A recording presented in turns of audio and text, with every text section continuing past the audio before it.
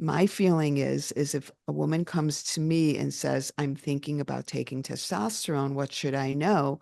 What I tell her is if libido is your issue, there's about a 50% chance that it's going to help you. If you're looking to other things, we really don't have the data to show that it is going to necessarily be beneficial. There are a lot of women that just say, I feel better on it. I have a better sense of well-being. I have more energy. I can't argue with that. And I never would argue with that. I'm just telling people what the science is.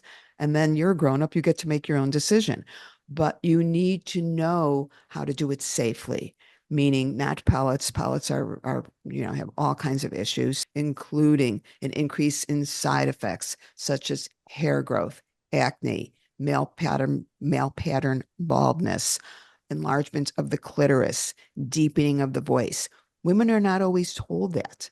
We also know that with pellets, there's been increased risks of uterine cancer because of the high doses that are not really evened out. So there's a lot of issues. At the last Menopause Society meeting, there was an otolaryngologist, ear, nose, and throat specialist, who was giving a talk specifically about the impact of testosterone supplementation on the voice.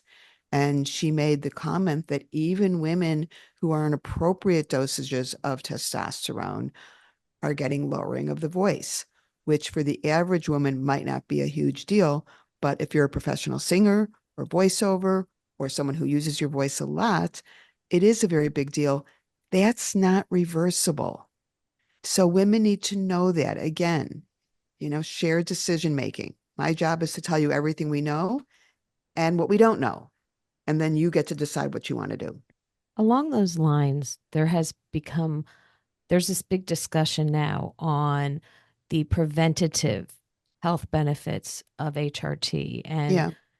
I know that the Menopause Society came out with a statement about a month ago saying there's no concrete evidence that says there's proactive Yeah. benefits. You've been doing this a lot longer than a lot of the doctors out there. What is Yeah. your opinion right now on this Yeah. controversy? So this is the thing, and this is where it gets muddy because we have a lot of data that shows a very strong association with hormone therapy and the impact specifically at the level of, blood vessels. I'm looking at cardiovascular disease and looking at when you look at long-term things that it decreases diabetes and all that. No one's going to disagree that we have data that shows those things. The problem is that the Menopause Society, and they're very conservative, and they are saying, yes, there is an association with women that use hormone therapy tend to have less plaque in their blood vessels. They tend to have less tau tangles in their brain. We have data that shows that. But can you then extrapolate that data and say, therefore, they're going to have less heart disease down the road and be less likely to die from heart disease, and that they're going to be less likely to get Alzheimer's? And so the people who are out there saying, the other side of it, if you will, says, well, we don't have those studies and we're not going to wait for them. So therefore, we should just tell women to use it to prevent this stuff. And the Menopause Society is saying, no, no, no, you shouldn't take it for what they call primary prevention, meaning that you're only taking it to prevent heart disease. And of course, as someone who's spent my life straddling both worlds, my approach is I think you need to understand that if you are, as an example, at risk for cardiovascular disease, obviously you need to do every other thing in terms of healthy diet, maintaining a healthy weight, eliminating alcohol, the long list of things for cardiovascular health.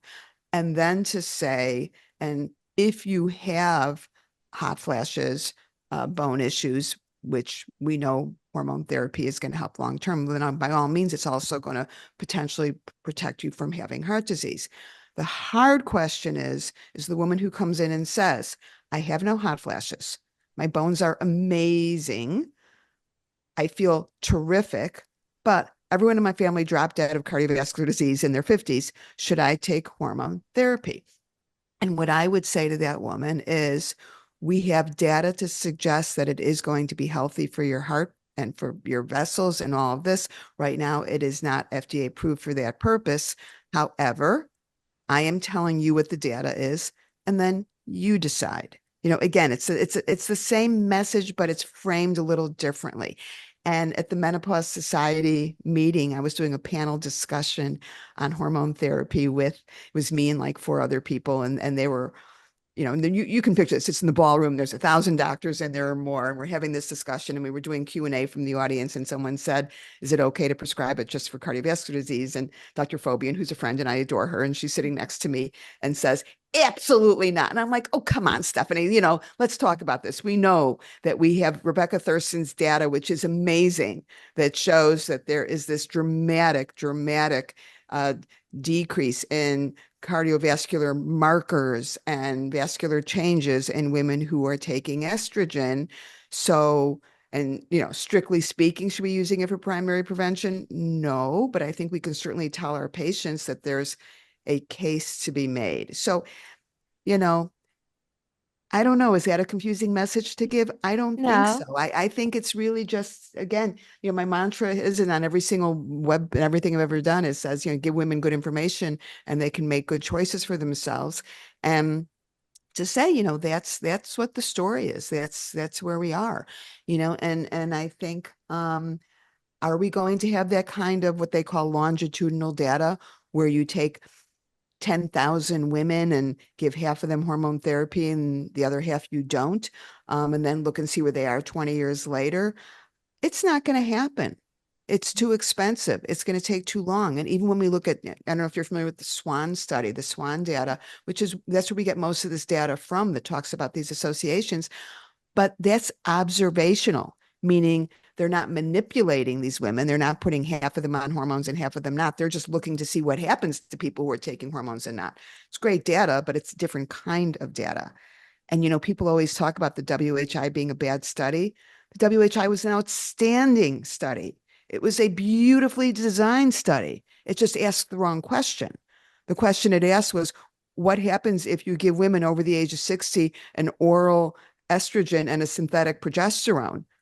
That answered that question real well, but it didn't answer the question of, the way we treat hormone therapy, the way it did not answer the question of the way we prescribe hormone therapy now in terms of starting it younger and using different progestogens that are safer and giving a lot of different options. So, it's confusing to women because it's It confusing to is. doctors. Right. And I Right. would even say, because Bridget, I was telling Bridget, I had gone to the doctor's I'm not on HRT, Bridget is. And I had gone to the doctor recently because I'm osteopenic. And my fall risk wasn't high enough to do like Evenity or the other bone density shots. So I had two doctors in the room. One was semi retired, brilliant man. One was a young resident who was doing her rounds with him. Yeah. And he was like, why don't you start on HRT? I don't have any Yeah. other symptoms that were. Right. And she's like, no, why don't we wait and see? And they were going back and forth. And I'm like, hello, I'm the patient. Could someone ask me? Yeah. I mean, right. So to me, that's very straightforward. The data is very clear that if you're trying to prevent the progression from osteopenia to osteoporosis, then estrogen will do that. That's not controversial. We know that it will do it. And certainly you want to do all the other things you already know about to vitamin D and exercise and all that. But the piece of it that they don't tell you sometimes is that you have to stay on it forever. Oh, okay. Because Okay. this is the thing. If you have osteopenia and if you are prescribed estrogen to prevent progression of osteopenia, it will do that. And then if 5 years, 10 years, 15 years later, whenever you go off, you will lose whatever bone that you have maintained. You will immediately start to lose bone very, very fast. So that's, Wow. again, you have to give people good information. If they're They thinking, didn't say oh, that at all. no, but you Mm. need to know that. You need to know that if you're going to do it, you are really making a commitment. And which again, is not that it's a bad thing. You just need to know that if you go off your Right. hormone therapy, you're going to lose bone. Wow. I That mean, see, we would that's, have they didn't bring I've that never up. heard I that just one. went for Even, Evenity yeah, or for Prolia or yeah. something, and they were like, "No, you're not a high enough fall risk." And I'm like, "Well, can I get it so that I don't become a high enough fall risk?" And they were like, "No." It was just interesting because it was a young person and an older doctor, and it It, was watching them have this discussion. yeah. Right. It was surprising when she got back home and Yeah, I she was still told me about it, confused. I was texting like, me. And I still yeah, don't know what I should be doing because he was like, "Well, your hot flashes." I don't have hot flashes anymore. I did, but Yeah, yeah, it, yeah. mhm, it's interesting how this conversation, because we've said it before. We've talked about the controversy with several doctors, and sometimes it comes back to bite us in the butt because they other people get mad at us. But it's we feel like tell women the information and let them make the decision. We are smart. Absolutely. mhm. Absolutely. And women are smart. I won't get into politics now, where women are not treated like they're very smart. You can edit that out. But but the truth is women are smart, and they're smart when it comes to their own bodies, but they need to be given the right information. And one of the reasons why my books and my podcasts have done so well, quite frankly, is that it's high level. I don't dumb it down. Right. And I found out that about 30% of my listeners are healthcare clinicians, doctors and nurse practitioners who tell me that you are my only source for menopause education. And you will see, if you listen to my podcast, yeah, I explain the language. I try and keep it in an understandable language, but it's high level. I mean, when I talk about on my podcast about, orgasm and orgasmic dysfunction, you are going to know by the end of that podcast more than about 99% of doctors out there. Right. And I think that that's important. And when I wrote my first book, my hysterectomy book, and one of the things that I got into with the editor is they want you to write a book that is going to be accessible and understandable by the general population. Well, the medical literacy of the general population is right now between third and fifth grade level. That's a problem. Wow. And that's why when you read so much stuff, you're thinking, what? It's like they're saying, hi, you have a uterus and your uterus bleeds once a month. And this is called a period. And you're thinking, this is not the level of information I'm looking for, but that's where it's coming from because they want this to be accessible to everybody. And I told the editor, I said, I'm not interested in writing that book. My book is not going to be for everyone. My book is going to be for New York Times, not USA Today, and for the person who is looking for more information. And we went back and forth and back and forth and back and forth. And I finally basically won. And the book has done very, very well, as have my podcasts and all of that and everything else I've written. I will tell you that this digital guide to orgasm on Substack, it I fully anticipate that I'm going to have as many healthcare clinicians doing that program as women because it is very high level. I mean, I basically have one entire section on the neurology of the clitoris and why those little clitoral nerves stop feeling what's going on, and why vibration works better than soft touch and all that kind of stuff. And my attitude is always, if this is deeper than people want or it's too much, okay, they'll skip over that. Yeah, they'll skip around. They'll read what is important to them or what they want to know. But that's the thing is women they're angry that they're not getting good information, that they go to their doctor and their symptoms are dismissed or they're not really given their options. And on one hand, it's great if you go to a doctor and you said, I'm interested in hormone therapy, and he or she writes a prescription, but but then they don't give you any choices. They know one thing, they have their thing and they write that prescription instead of sitting down and having a nuanced conversation with you about this is the difference between an oral and a transdermal. And these are your different options to protect the lining of your uterus. Does this stuff take time? Yeah, it does.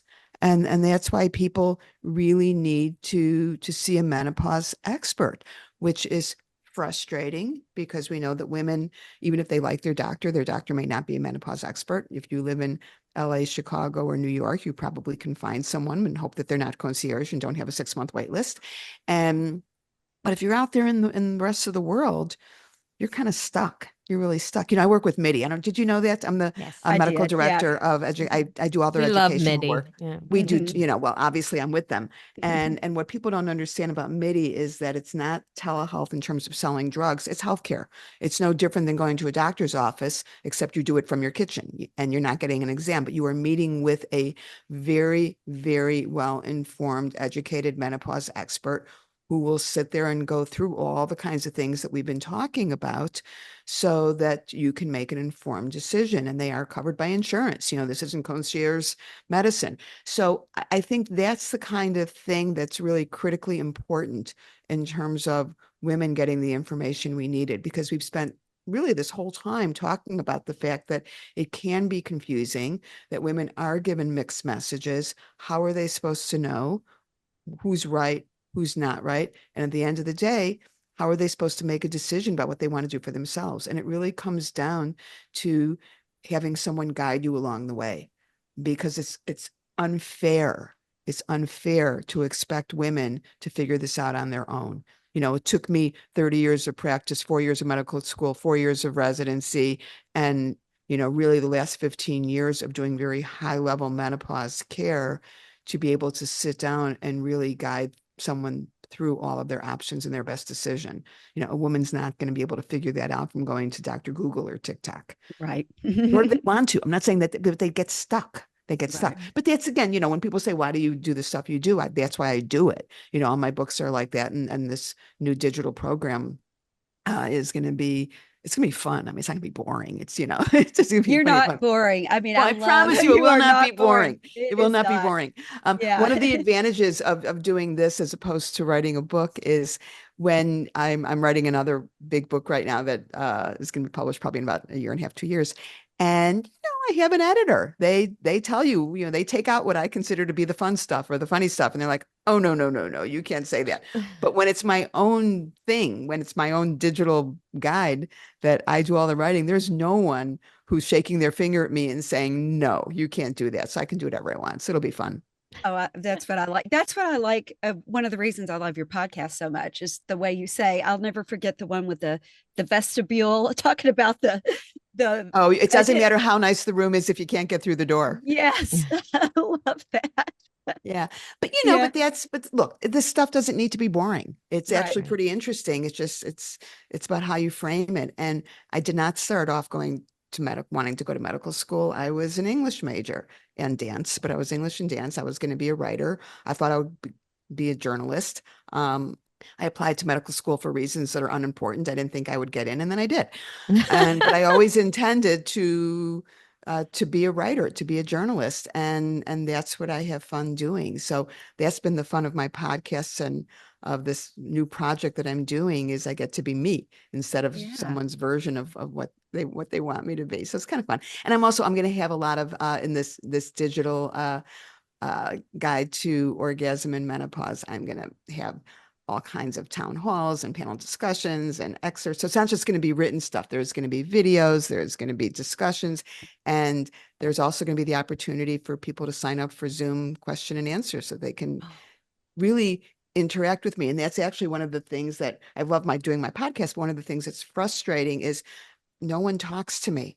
I'm there alone in my room. I'm We there get to alone. talk to each other, but Yeah, yes, we yeah. I don't understand. even have that. I'm the only host. I would have, co-host might have been nice, but I like to do live talks. That's what I've always liked. And of course, COVID took care of that. Tonight, I'm doing a talk for a group of women. I think they told me there were going to be about 500 women there and in the room, which is fun. That's what I like to do, and Oh. get live questions and see what's on someone's face when you say something and get an interaction. It's very different than doing the podcasts. I'm not in my closet right now, but my home was under renovation for a while. So I was podcasting in my closet for about 6 months, and I thought I was going to tear my hair out. We're in closets right now. Yeah. Well, that's Yeah. where the sound is good. Yeah. Exactly. You got to do what you got to do, though. Yeah. Right. So, But it's kind of this, depressing, the no window thing, yeah. It Well, that's why is. we're only in here to tape. Yeah, But that's it. Yeah. so this program will be on Substack, your own personal Substack. Correct. And it's basically on Substack. Well, a lot of people aren't familiar with Substack. Substack started off really as a writer's platform, but it has really expanded so that people do videos and writing, and it is a free platform, and meaning anyone can go to substack.com and start to look around and see what's there. And there's terrific, terrific writers, and a lot of names that you already know are already there doing Substack. Kelly Casperson has a Substack. A lot of people do. And then usually for most of them, there's a free portion and then a subscription portion. Okay. And that will be the case with mine as well, is that I will have a free portion where there'll be a ridiculous amount of content because I have a lot of content and I'm going to be doing a lot of new content. And then there will be the paid subscription, which is really going to be a much higher level, all kinds of things available, and then more of the, the Zoom Q&As and stuff like that. But Substack is terrific, and you can certainly go there for free and look around. And on my Substack, there will be plenty of free material. That'll That's be great. fantastic. Yes. Thank you so much. We both are saying it. You go ahead. No, I was just going to say thank you so Yeah. much for coming on, and please do a reread number 3 of the hysterectomy book, because I think that would be really, really helpful. Oh, Yeah, so I'll put that on my list of projects, which right now, Exactly. Just put it Of down, everything else, maybe yeah. number 300 or something. Yeah, Yeah. yeah. But that was fantastic. Thank you so much. We really appreciate you taking the time to come here today. well, thank you for having me.